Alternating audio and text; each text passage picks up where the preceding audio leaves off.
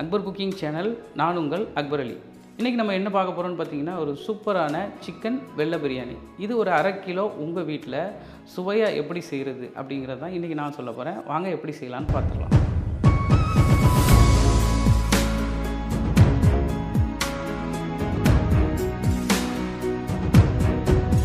இப்போ நம்ம அடுப்பை பற்ற வைக்க போகிறோம். இப்போ நம்ம அடுப்பை பற்ற வச்சுட்டோம். ஒரு 1 லிட்டர் பிடிக்கிற மாதிரி, அதாவது 1 லிட்டர் தண்ணி பிடிக்கிற மாதிரி ஒரு பாத்திரத்தை நம்ம இதில் ஏற்றிக்கலாம். அதில் பார்த்திங்கன்னா 1 லிட்டர் தண்ணியை நான் இதில் ஊற்றிடுறேன். ஒரு 5 ஏலக்காய் நம்ம இதில் போடுறோம். அடுத்ததாக 1 இன்ச்சு நீளத்தில் பட்டை, இதை நம்ம இதில் உடச்சி போடுறோம். ஒரு அன்னாச்சி பூ நம்ம இதில் போட்டுடுறோம். 4 கிராம்பு இதில் சேர்த்துக்கிறேன். ஒரு ஜாதிபத்திரி நான் இதில் சேர்த்துக்கிறேன். அடுத்ததாக ஒரு பிரியாணி இலை இதில் நான் சேர்த்துக்கிறேன். 1 டேபிள் ஸ்பூன் மல்லி இதில் சேர்த்துக்கிறேன். ஒரு 3/4 டேபிள் ஸ்பூன் சீரகம் நம்ம இதில் சேர்த்துக்கிறோம். ஒரு அரை டேபிள் ஸ்பூன் சோம்பு நான் இதில் சேர்த்துக்கிறேன். கொஞ்சமாக மல்லிக்கீரை இதில் சேர்த்துக்கிறேன். கொஞ்சமாக புதினா இதில் நான் சேர்த்துக்கிறேன். இது எல்லாத்தையுமே போட்டு வச்சுட்டு நம்ம ஒரு 5 நிமிஷம் நல்லா கொதித்து இது நல்ல சாரெலாம் இறங்கட்டும். அது வரைக்கும் நம்ம இதை மூடி வச்சிடலாம். இந்த மாதிரி 1 லிட்டர் தண்ணியில் நீங்கள் நான் சொன்னக்கூடிய கரம் மசாலாக்களை எல்லாத்தையுமே நல்லா கொதிக்க விட்டுருங்க. இது நம்ம எதுக்காக பண்ணுறோம் அப்படின்னா, ஒயிட் பிரியாணியை பொறுத்த வரைக்கும் எந்த மசாலா போட்டாலுமே கலர் சேஞ்ச் ஆகிரும். அதனால் நம்ம இந்த மாதிரி பிரியாணிக்கு அளவு தண்ணி வைக்க போகிறோம் பார்த்திங்களா, அந்த அளவு தண்ணியை நாம் இதை மாதிரி கொதிக்க வச்சு, மசாலாவோடு கொதிக்க வச்சு, இதை நம்ம வடிகட்டி எடுத்து நம்ம சேர்த்தோம் அப்படின்னா பிரியாணிக்கு தேவையான மசாலா கிடச்சிரும். நமக்கு 5 நிமிஷம் ஆயிடுச்சு. மசாலாவுடைய மனமும் வீடு பூரா வர ஆரம்பிச்சிருச்சு. நான் இதை திறந்து பார்த்துக்கிறேன். நல்லா கொதித்து சூப்பராக ரெடியாக இருக்குது. நம்ம அடுப்பை ஆஃப் பண்ணிவிட்டு இதை இறக்கி ஓரமாக வச்சிடலாம். சிக்கன் வெள்ளை பிரியாணி செய்கிறதுக்கு நம்ம முதல்ல அரிசி செலெக்ஷன் பண்ணணும். அரிசி பாஸ்மதி ரைஸ் பழைய அரிசியாக நான் எடுத்துருக்கிறேன். அரிசிக்கு நம்ம தண்ணி ஊற்றுறோம். ஒரு தண்ணி 2 தண்ணி ஊற்றி நீங்கள் இந்த மாதிரி நல்லா வடிகட்டி எடுத்துகிட்டு, அதுக்கப்புறமா கடைசியாக ஒரு தண்ணி ஊற்றி ஒரு 40 நிமிஷத்துலேருந்து ஒரு 1 மணி நேரம் வரைக்கும் எப்போவுமே பாஸ்மதி பழைய ரைஸை ஊற வச்சுக்கலாம். அடுத்து நம்ம பிரியாணிக்கு அடுப்பை பற்ற வச்சுக்கலாம். இப்போ நம்ம பிரியாணிக்கு செலக்ட் பண்ணியிருக்க பாத்திரத்தை நம்ம இதில் ஏற்றிடலாம். இப்போ நம்ம பாத்திரத்தை ஏற்றிட்டோம். பாத்திரமும் சூடாயிருச்சு. இப்போ நம்ம ரீஃபைண்ட் ஆயில் பார்த்திங்கன்னா ஒரு 100 ml நம்ம இதில் ஊற்றிக்கிறோம். எண்ணெய் அதிகமாக இருக்குதுன்னு நினைக்கிறவங்க ஒரு 25 ml நீங்கள் கம்மி பண்ணிக்கலாம். நெய் நான் 1 டேபிள் ஸ்பூன் நான் இதில் சேர்த்துக்கிறேன். நமக்கு 2 டேபிள் ஸ்பூன் சேர்க்கணும். நான் பிரியாணி தம் போட்டதுக்கப்புறமா 1 டேபிள் ஸ்பூன் நான் சேர்க்குவேன். கிராம்பு பார்த்திங்கன்னா ஒரு 5 பீஸ் நான் சேர்த்துக்கிறேன். ஏலக்காய் ஒரு 4 பீஸ் சேர்த்துக்கிறேன். பட்டை பார்த்திங்கன்னா ஒரு 2 இன்ச்சு நீளத்துக்கு நான் இதில் சேர்த்துக்கிறேன். இப்போ நமக்கு எண்ணெய் நல்லா சூடாகிட்டு இருக்குது. இந்த நேரத்தில் இப்போ வெங்காயம் நம்ம ஒரு 200 கிராம் வெங்காயம் சேர்த்துக்கிறோம். மீடியம் சைஸில் ஒரு 3 வெங்காயம் நம்ம இதில் சேர்த்துக்கிறோம். நமக்கு பொன்னிறமாகவும் ஆயிடக்கூடாது, அதே மாதிரி கரிகிறவும் கூடாது.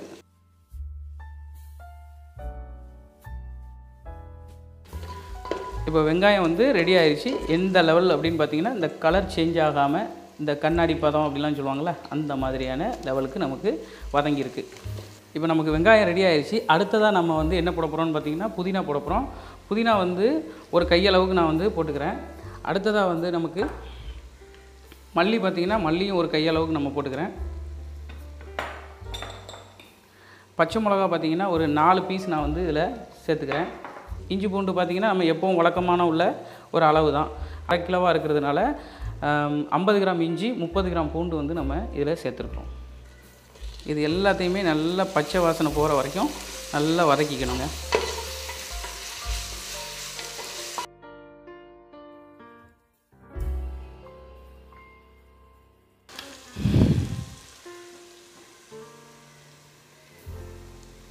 அடுத்ததாக நமக்கு பச்சை மிளகா ஒரு 4 பச்சை மிளகா நான் அரைச்சி வச்சுருந்தேன். அதையும் நான் இதில் சேர்த்துக்கிறேன்.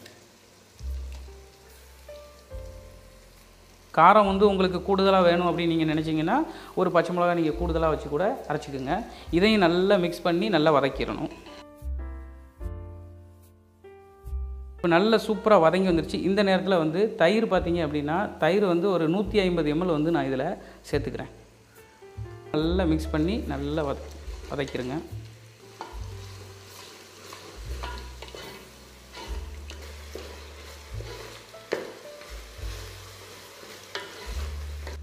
இப்போ மசாலா வந்து நல்லா வதங்கிருச்சு. இந்த நேரத்தில் வந்து நம்ம சிக்கன் சேர்த்துக்கலாம்.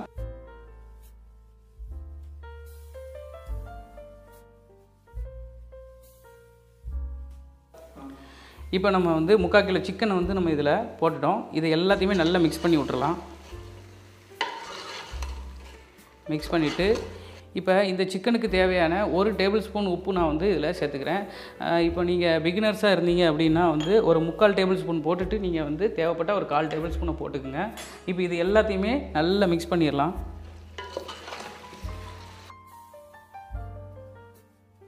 இப்போ வந்து பார்த்திங்கன்னா இதில் ஒரு 5 நிமிஷம் நல்லா அப்படியே இந்த நம்ம சேர்த்துருக்க இந்த கிரேவியில் வந்து அது அப்படியே குக் ஆகிக்கிட்டே இருக்கட்டும். எப்போவுமே நம்ம சொல்கிற மாதிரி தான் மசாலாவில் வந்து ஒரு 5 நிமிஷம் நல்லா வந்து இது லோ ஃப்ளேம்லேயோ அல்லது மீடியம் ஃப்ளேம்லேயோ வச்சு நல்லா குக் பண்ணிக்கோங்க. அப்போ தான் இதில் மசாலா ஏறும்.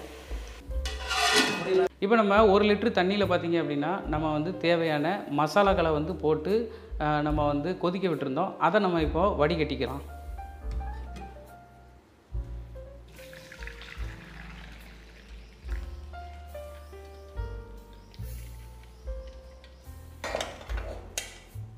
ரெடி பண்ணி வச்சுருந்த மசாலா தண்ணியை வந்து நம்ம இதில் ஊற்றிக்கலாம். இப்போ நான் வந்து 1/2 லிட்டர் ஊற்றுறேன். லிட்டர் ஊற்றிட்டேன். அடுத்ததாக வந்து பார்த்திங்கன்னா ஒரு 200 ml நான் வந்து இதில் ஊற்றிடுறேன். டோட்டலாக பார்த்திங்கன்னா ஒரு 700 ml நான் வந்து இதில் வந்து தண்ணி ஊற்றிருக்கிறேன்.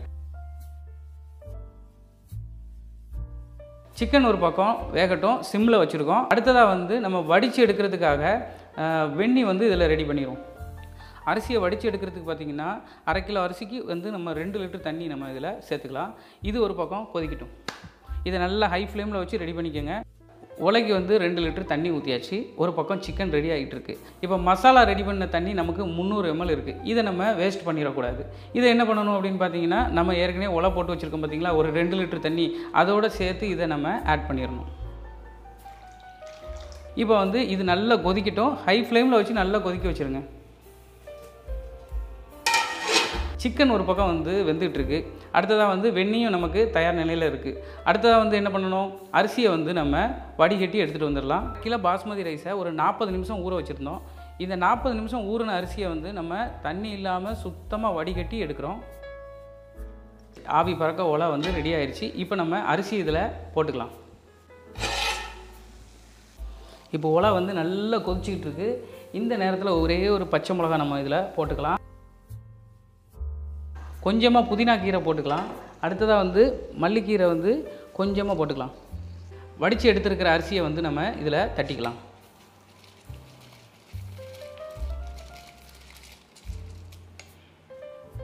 இப்போ ஹை ஃப்ளேமில் வச்சுருக்குறோம். ஹை ஃப்ளேமில் வச்சுட்டு இதுக்கு தேவையான உப்பை நம்ம வந்து இதில் சேர்த்துக்கலாம். இதுக்கு உப்பு எவ்வளோ சேர்க்குறோன்னு பார்த்தீங்கன்னா 1 டேபிள் ஸ்பூன் நான் வந்து இதில் உப்பு சேர்த்துக்கிறேன்.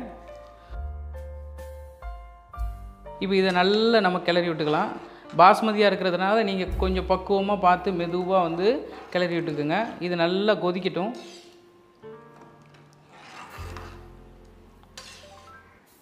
இப்போ வந்து அரிசியை பார்த்திங்களா கொஞ்சம் லென்த்து வந்திருக்கு பார்த்திங்களா. ஏற்கனவே வந்து 40 நிமிஷம் ஊறி இருக்கும். 40 நிமிஷத்துலேருந்து 1 மணி நேரத்துக்குள்ளே ஊற வச்சுருப்போம். அது மாதிரி ஊற வச்சுருந்தோம். அப்போ கொஞ்சம் வந்து நமக்கு அரிசி கொஞ்சம் லென்த்தாக இருந்திருக்கும். அதை விட வந்து டபுள் மடங்கு லென்த் ஆயிடுச்சு பார்த்திங்களா. இந்த மாதிரி ஆனதுக்கப்புறம் இப்போ நீங்கள் வந்து என்ன பண்ணணும்னா உப்பு வந்து நல்லா செக் பண்ணிக்கணும். இப்போ வந்து நம்ம வடிக்க போகிறோம். அதுக்கு முன்னாடி நம்ம உப்பு வந்து செக் பண்ணிக்கலாம். 1 டேபிள் ஸ்பூன் போட்டிருந்தேன். கொஞ்சம் பத்தாத மாதிரி இருந்துச்சு. அதுக்கப்புறம் கொஞ்சம் 1/4 டேபிள் ஸ்பூன் நான் வந்து இதில் சேர்த்துக்கிறேன். இப்போ பாருங்கள் சுற்றி கொதிக்குது பார்த்திங்களா. இந்த மாதிரி கொதிச்சாலே போதுமானது. இப்போ உடனே நம்ம வந்து அடுப்பை ஆஃப் பண்ணிடணும். இந்த ரைஸை வந்து நம்ம நல்லா வடிகட்டி எடுத்துக்கணும்.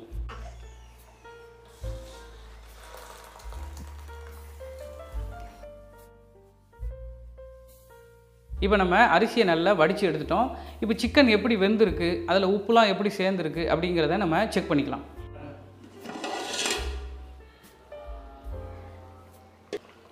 பாருங்கள் சிக்கன்லாம் வந்து சூப்பராக வெந்து இருக்குது. இந்த நேரத்தில் நமக்கு வந்து உப்பு எப்படி இருக்குது அப்படிங்கிறத நம்ம செக் பண்ணிக்கலாம். 1 டேபிள் ஸ்பூன் உப்பு போட்டிருந்தோம். அந்த உப்பே வந்து இதுக்கு கரெக்டாக இருக்குது. கரெக்டானா கொஞ்சம் கரிக்கிற மாதிரி இருக்குது. இதுவே போதுமானது. இப்போ நம்ம ஹை ஃப்ளேமில் வச்சுக்கலாம். இப்போ ஹை ஃப்ளேமில் வச்சுட்டு 100 ml பால் வந்து நான் இதில் சேர்த்துக்கிறேன்.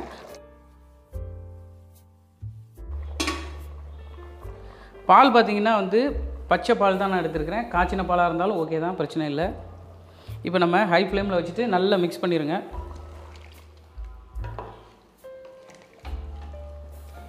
இப்போ பாலை ஊற்றுனதுக்கப்புறமும் சூப்பராக கொதி வந்துக்கிட்டு இருக்குது. இந்த நேரத்தில் வந்து நீங்கள் ஒரு தடவை உப்பு 2வது நீங்கள் செக் பண்ணாலும் செக் பண்ணி பார்த்துக்குங்க. உப்பு வந்து கொஞ்சம் தூக்கலாக இருக்கிற மாதிரி இருக்கணும். இப்போ ஹை ஃப்ளேமில் நல்லா கொதிச்சிட்ருக்கு. இந்த நேரத்தில் அரிசியை நம்ம வந்து சூப்பராக மலைச்சாரல் மாதிரி நம்ம இதில் சேர்த்து விட்டுக்கலாம்.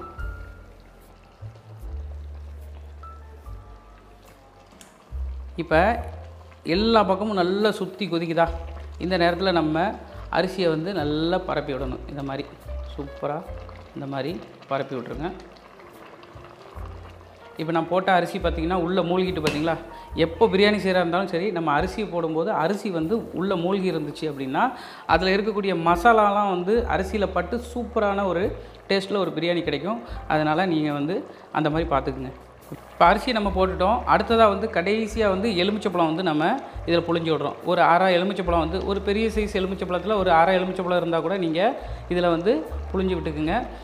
இந்த பிரியாணிக்கு நம்ம வந்து தக்காளி எதுவுமே சேர்க்கலை, அதனால் புளிப்பு சுவை தேவைப்படும். அதனால் வந்து தயிரும் எலுமிச்சப்பழமும் ரொம்ப முக்கியமாக இருக்கணும்.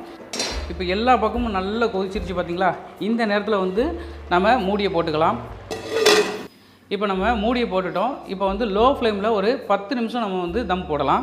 இப்போ லோ ஃப்ளேமில் வச்சாச்சு. அடுத்ததாக பார்த்திங்கன்னா இந்த பாத்திரத்தை தூக்கி நம்ம இது மேலே ஏற்றி வச்சிடலாம். இந்த பாத்திரத்தில் பார்த்திங்கன்னா வெந்நீர் இருக்குது, அந்த வடித்த கஞ்சி இருக்குது பார்த்திங்களா? அந்த பாத்திரத்தை நீங்கள் இது மேலே ஏற்றிக்கிங்க. இப்போ லோ ஃப்ளேமில் வந்து ஒரு 10 நிமிஷம் நம்ம வந்து இதை தம்மில் போடுறோம். அடுத்ததாக அடுப்பை ஆஃப் பண்ணி ஒரு 10 நிமிஷம் நம்ம வந்து இதை தம்மில் வைக்க போகிறோம். மொத்தம் 20 நிமிஷம் அந்த மாதிரி தம்மில் இருந்தாலே ஒரு சூப்பரான பிரியாணி நமக்கு தயாராகிடும். இப்போ 20 நிமிஷம் டோட்டலாக நமக்கு முடிஞ்சிருச்சு. இப்போ பிரியாணி எப்படி வந்திருக்கு அப்படிங்கிறத தம்மை பிரித்து பார்த்துடலாம்.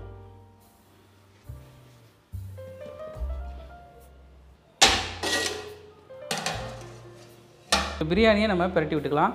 இப்போ மேலெலாம் வந்து பிரியாணி பார்த்திங்கன்னா ரஃப்பாக இருக்கும், அதை நம்ம வந்து இந்த மாதிரி பிரட்டி போட்டுக்கலாம்.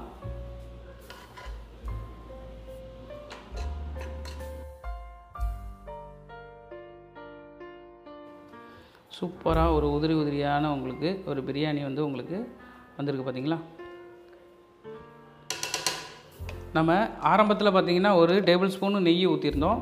அடுத்ததாக வந்து நம்ம இன்னொரு டேபிள் ஸ்பூன் நெய் வந்து நம்ம இதில் ஊற்றிக்கலாம்.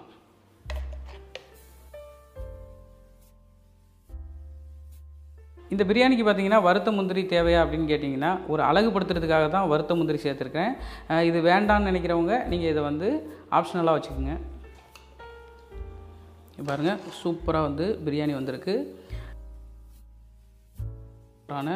உதிரி உதிரியான பிரியாணி. கறி பார்த்திங்கன்னா சூப்பராக நமக்கு பஞ்சு போல் வந்திருக்கு.